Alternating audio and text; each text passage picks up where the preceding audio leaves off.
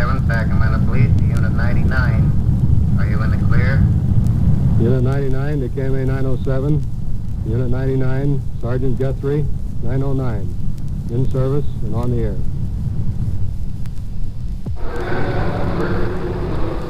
This is Sergeant Bruce Guthrie of Unit 99 at Headquarters, Police Department, City of Sacramento, California.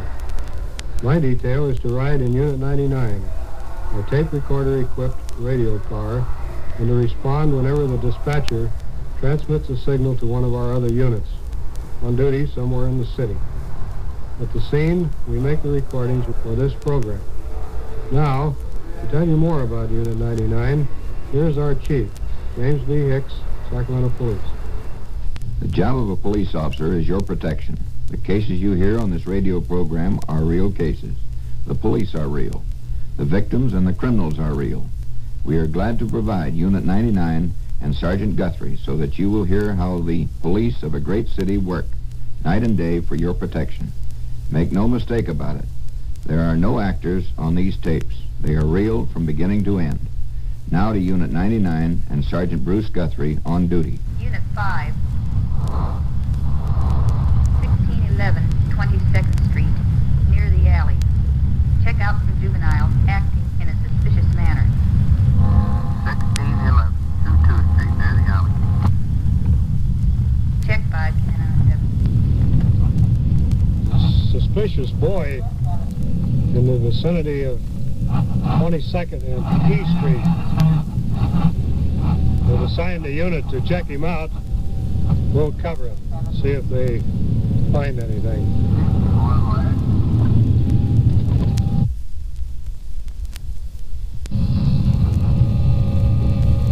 We're in the vicinity of the call, near the mouth of the alley.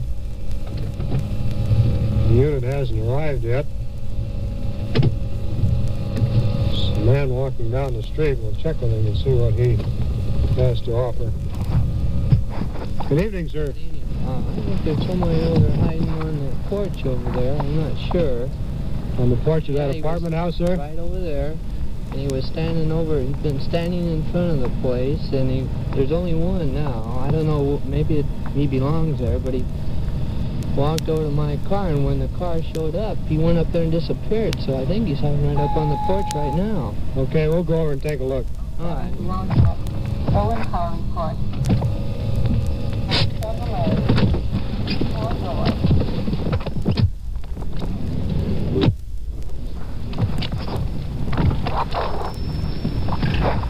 Going up on the apartment house porch. Hello, son. Yeah. What are you doing up here? I was just waiting for a friend of mine. Waiting for a friend of yours? Yeah. Me and another guy, we were just waiting here. We thought you were somebody else. What were you waiting for? Oh, just a friend. She lives right there. How old are you? 13. Don't you know that it's after curfew? I just live about a block away, so I was just waiting for her. You've got no business being out here at this time of the night. I understand. Does she live in this apartment house? Yeah, right there. Is she supposed to come out here and meet you? No, she's CYO, and she's supposed to come over and... She's what? She's the CYO. Oh, she hasn't come home No, yet. she hasn't come home. Well, you know, of course, that you have no business out here at this time of the night. Yeah, I And understand. you don't have any business hiding on front porches. No, it just scared me. What did you go down to that man's car for? Down to whose? The man who called us. No, I didn't go down to no man's You were car. down by his automobile, or he wouldn't have called us. Honest to God, all I did, I was just standing right here. Went over there, came right back. Come on up, fellas. Squad car officers have arrived. Hacker and Mooney. You want to talk to this boy? I think you talked to the citizen already, didn't you? Well, we found out that he was the one that called in. We didn't find out just exactly what was taking place yet. Well, as we pulled up, he told us that this boy had been down by his car. There had been another boy with him. When he came over towards the car, the kids ran and hid, and one of them hid on this porch, and he believed that the boy was still here. When we came up, he was crouched down behind this little railing here. He says that he was waiting for a girl. You want to go ahead and question him? Now, how many fellows were with you, first of all? No, just me and another friend, but we didn't go next to the car. We didn't even touch the car, and I don't know what the man said about us, but I just been sitting here all the time. I didn't even go across the street. What are you doing out this hour of the night? Oh, I was just waiting for a girl. How old are you? 13. You're supposed to be home at 10 o'clock. I didn't even know it was that time right now. It's almost 11 o'clock now. 7 minutes to 11. I didn't even know it was that time. I guess time flies. Mm-hmm. Your parents know you're out? Yeah, she knew. My mother and father, they're divorced, but my mother knows I'm out. Mm-hmm. Now, does she allow you to be out after curfew, after 10 o'clock? I didn't know it was that time. I just been sitting here, I guess, but I didn't go across to the man's car, because I ain't got no business over there. I don't touch nobody else's property, not mine. You ever been picked up for anything? No. Never been in trouble? Never. You sure? No. I ain't even got a record or anything. I never do anything bad. Well, you keep staying out after 10 o'clock and you're going to start building them. What are you going to do with this boy? Well, I think we'll take him home. Advise his parents, find out why he's out so late. And turn him over to them. As long as it's his first offense, or his first run-in with us. We'll let it go at that. You want to make an interrogation card on him so we'll have the information? Oh, yeah.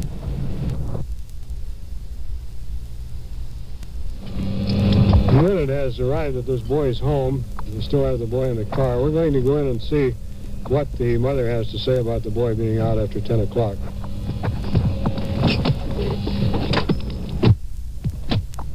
Did you find out anything more while you were talking to him? No. Reviewed the same thing. He comes up with the same answers pretty consistently. Mom? Open up.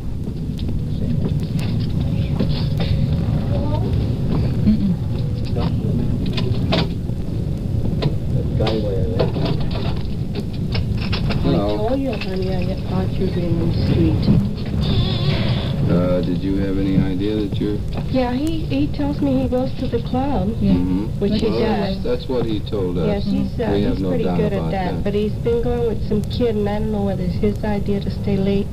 And I was going to put a stop to it tonight.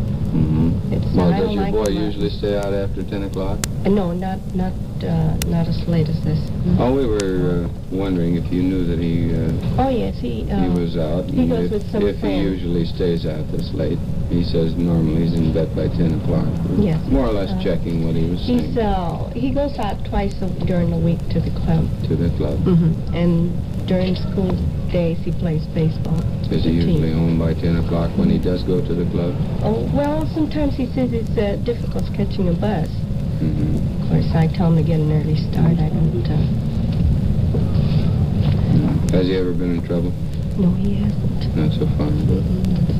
Okay, well, keep up the good I think work. you ought to tell the mother what the boy was doing so that she won't worry about it. Yeah, well, he was around the corner here on the front porch of a girlfriend's house. He said he was over there, wanted to see her. He says he sees some girl. I don't know. He says a girlfriend. Yeah, well, he said she wanted him. He wanted her to help him with his schoolwork. Yeah, he was on the front porch. The boy made one mistake. He was hiding from the officers when we got there. He was hiding down on the front porch. And that isn't what a good boy does. He has nothing to fear from the officers. He doesn't hide from them. Well, I'm sure he didn't mean to, but he's never been in trouble, like I said. You realize, of course, that if you let the boy go out after 10, you're responsible for him. Well, I try to tell him, but it's pretty hard to keep boys this age. Do you want your mother to get in trouble, son? No. Well, she can, you How know. about these dances they have at the art term? Do they usually stay out late? If a boy or any juvenile goes out to any place of amusement, they can stay there as long as it's in session. If it's a dance, they can stay until the dance is over. But when it is over, they're supposed to go directly home. Same way in this case tonight, the boy went to a juvenile teen center, and he left there in plenty of time to return home, but he didn't go home. And that's what got him into trouble. The officers are going to turn him over to you tonight. He could be booked in juvenile hall, of course, and we want you to realize that. And he can get into serious trouble. We'll start a record for him, which we don't like to do if it's In my opinion, I try to ask him to come home before 10, regardless whether it's a dance. But it's pretty hard to make him understand or realize. Well, I think if you put it to him that way, the fact that it's going to cause you trouble, it would cause you to be arrested, well, maybe he'll think about it. Well, it's up to him because I don't. He tells me to. He goes out. I can't check on him, you know. How about it, son? You're going to be in before 10 after this? Same as usual. I always come home before 10. As the officer pointed out, this boy, who had no police record, was on the verge of starting one by loitering around parked cars and hiding on the apartment house porch after the curfew hour. Equally significant was the attitude of his mother. She did not approve of his conduct, but indicated she had little hope of controlling his actions. If the boy realizes the situation and changes his habits, we will have one less juvenile delinquent to contend with. Unit 56. 901A at 34th and L. Lincoln, code 3. Check 56. Unit 7. Vauxhallon at 34th and L7. Came in on a 7. That's a call for a traffic unit to cover an accident with injury at 34th and L.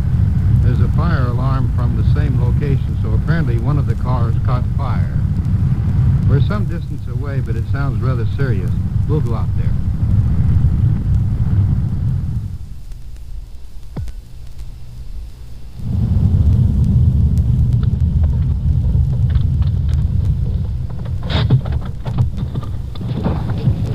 McAdams and Bender are the traffic units on the call. One car is damaged on the front. Where's the other automobile, Bender? This is the only one, Sergeant. What was the reason for the fire truck out here? Well, the car was on fire underneath. They had to call the fire department and put it out. Evidently, this man either went to sleep or he's drunk. He's out unconscious right now. He just went to the hospital. He evidently went to sleep or passed out, and he ran on the wrong side of the street and hit the tree.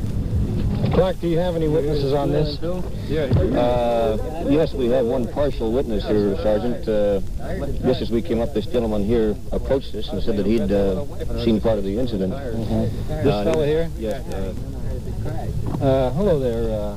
Could you give me any idea of how this happened? I get home from work here at 12 o'clock, you know, and we're laying in bed and heard the squealing of the tires. And I looked out the window there, and this fellow had flown through the stop sign, evidently. And I looked out, I told the wife, I said, my God, I think he's going to have a mid-end collision. And I looked out, and what he was trying to avoid is going up over that gutter, hitting that mailbox there on the corner. That's just about a half a block away. Just about a half a block away. So when he backed up, I thought, well, everything's all right, honey, he's safe. So we peeled off rubber and started again, and right about in here somewhere, he lost control of the car, and I heard crash. And I ran out, come down to the corner with no shoes on in my pajamas. I seen the fire, and my first idea was to go back, get my shoes on, and go back and notify that fire department before this car exploded. And by the time I got my shoes on, back out again, I heard the siren. I figured, well, evidently somebody's called the fire department. Everything's under control. Anything else, boys? Well, now here's an empty bottle. Does it look dry, or is it anything in the bottom? Dry and dirty now, but we've looked the car over and can't find any alcohol in the car itself. Did you see the victim before he left? Yes, we bandaged his chin up and prepared him for the ambulance when they arrived.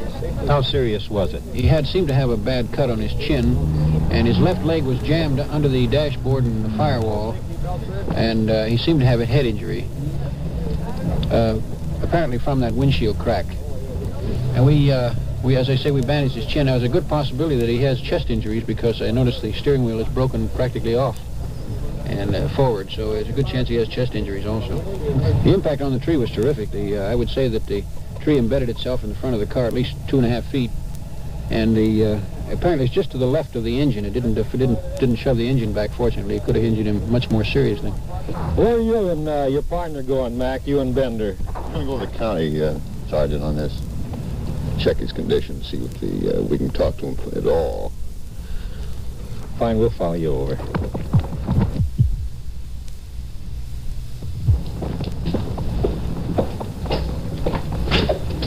This is the emergency ward we're going into.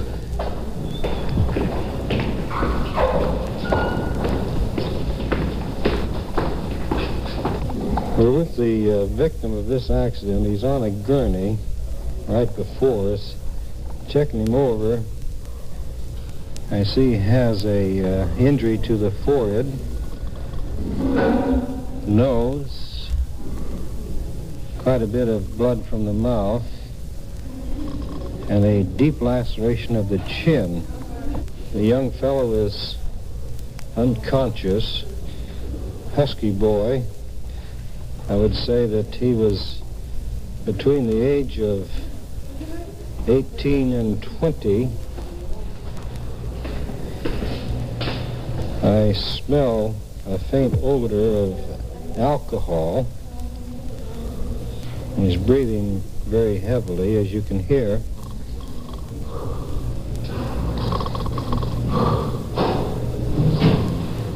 Well, McAdams, what are you and Bender going to do now? Well, Danny, here we find the boy is unable to talk due to lack of consciousness. We're going to put down the doctor's findings, and we're going to complete our report as far as we can and put on it a pending for the follow-up man to check with the boy and find out what he was doing and how this happened and why it happened.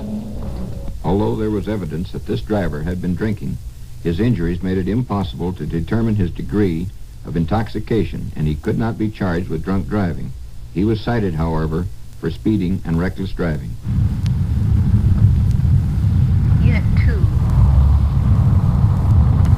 Unit 2.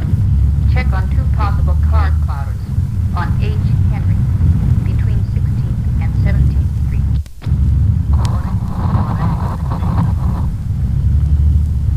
Check in another 7. Unit 2 just got a call, possible car clouders. 16th and 17th on H Street. Let's go over and see if there's anything to it.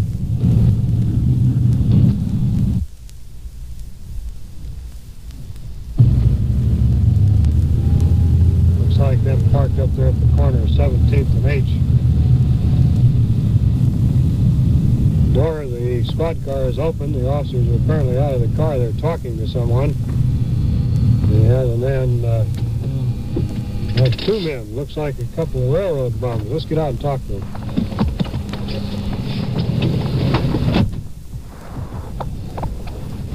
Hi, man. What do you got? Hi, Sergeant. Oh, they put out a possible car clouders, and these 2 men are walking right here in the vicinity, and we seen these 2 men a couple blocks over earlier this evening when we was coming to work, just walking around. Where'd you see them? Oh, about 9th or 10th. It was 12th, Walt? 8th and 9th. 8th and 9th. Find anything on them? Got stopped the No, nothing, Sergeant. What's this gear laying on the ground? That's my grease union oils when I go to work. That's your what? Them old union oils when I go to work. Where do you work? I don't, sir. I'm just out picking olives and peaches. Are they picking olives at this time of the year? No. How long has it been since you worked? Well, actually, about 3 weeks. You want to know where I've been eating? Out in the mission. Larson. Good place? Yeah. Larson's mission. I don't have a thing. Well, the officer's going to check you, whether you have it in one or not. What do you got stuck in your belt there? Wine, sir. Where'd you get that? Bummed it. You're eating in the mission and bumming wine. You're in great shape. Sorry. Very sorry. Where'd you get this flashlight? I bought that in... Where at? What store? Arlen, California. I think it's still on there. Something written on it?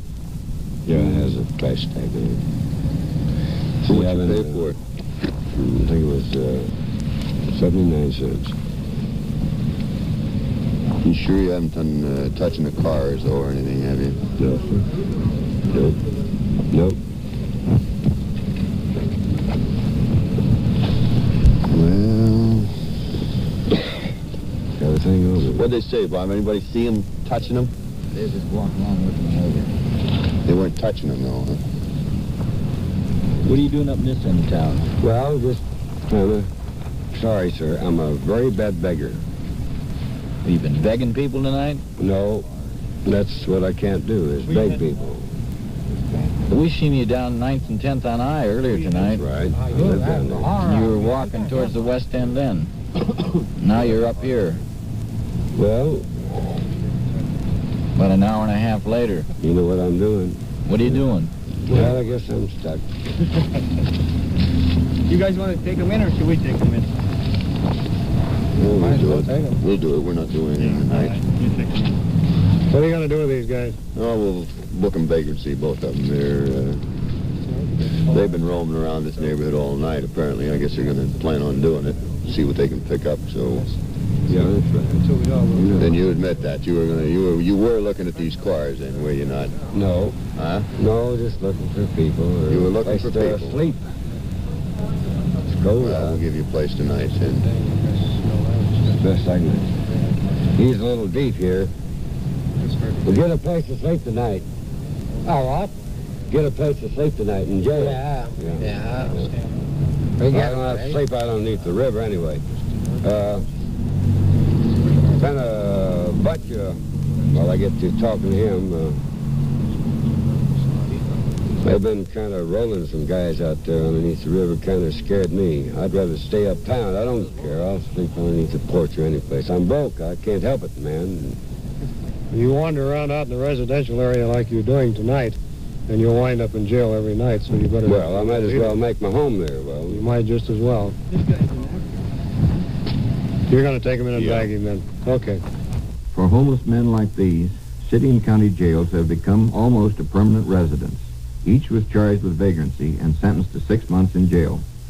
But commitment was withheld on condition of good behavior for a period of 2 years. This is Unit 99, presented in cooperation with station KFBK in Sacramento, California. These on-the-scene tape recordings were provided by the Sacramento Police Department and were made on duty by Sergeant Dan Meredith in Unit 99. Your host is Chief James V. Hicks of the Sacramento Police Department. Be with us when once again you will hear... KMA 907, Sacramento Police. Unit 99, are you in the clear? Unit 99 to KMA 907. Unit 99, Sergeant Meredith, 909, in service, on the air.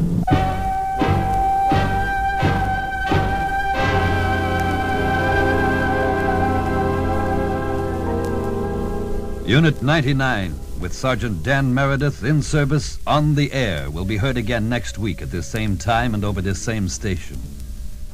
Join us then for another interesting on-the-spot report of actual happenings as they were tape recorded by members of the Sacramento Police Department. The events described are real. The voices of the people heard are the actual voices of those involved in the police investigation. Police officers, detectives, victims, suspects. These are not actors. These are the actual people involved. Unit 99 is a presentation of the United States Armed Forces Radio and Television Service.